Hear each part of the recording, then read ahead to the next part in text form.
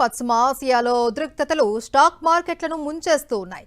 చమురు ధరల భయాలు, విదేశీ సంస్థాగత మదుపర్ల విక్రయాలు దేశీయ సూచీలను కుదిపేస్తూ ఉన్నాయి. ఫలితంగా ఇవాళ కూడా మార్కెట్లు భారీ నష్టాలతో ప్రారంభమయ్యాయి. ఇవాల్టి సెషన్లో సెన్సెక్స్ దాదాపు 1600 పాయింట్లు పతనమవగా నిఫ్టీ 23,000 మార్కును కోల్పోయింది. నిఫ్టీ 500 పాయింట్లకు పైగా నష్టంతో ట్రేడ్ అవుతోంది.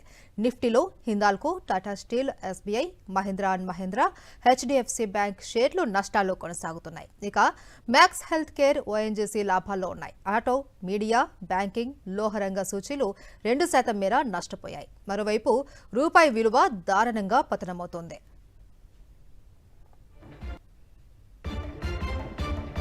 ఇవాల్టి ట్రేడింగ్లో 33 పైసలు క్షీణించి ₹93.92 వద్ద సరికొత్త జీవనకాల కనిష్టాన్ని తాకింది. గంటకు 1000 కోట్ల అమ్మకాలు జరుగుతున్నాయి.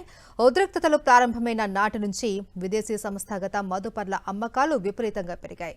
ఫిబ్రవరి 26 నుంచి మార్చి 20వ తేదీ వరకు 16 ట్రేడింగ్ సెషన్లలో విదేశీ మదుపర్లు దాదాపు ₹1,00,000 కోట్ల విక్రయాలు చేపట్టారు. అంటే ఒక ట్రేడింగ్ అవర్కు దాదాపు 1000 కోట్ల అమ్మకాలు జరిగాయి. పెరుగుతున్న చమురు ధరలు, రూపాయి విలువ పతనం వంటి కారణాలతో ఎఫ్ఐఐలు తమ పెట్టుబడులను ఉపసంహరించుకుంటూ ఉన్నాయి. అంతర్జాతీయ మార్కెట్లలోనూ నష్టాల పరంపర కొనసాగుతూనే ఉంది. ఇవాళ ఆసియా పసిఫిక్ మార్కెట్లు భారీగా పతనమయ్యాయి. జపాన్ నిక్కీ 5%, దక్షిణ కొరియా కోస్పీ 6% నష్టపోయాయి. Australia ASX 2%, Hong Kong Hang Seng సూచీ దాదాపు 2% లాస్ అయ్యాయి.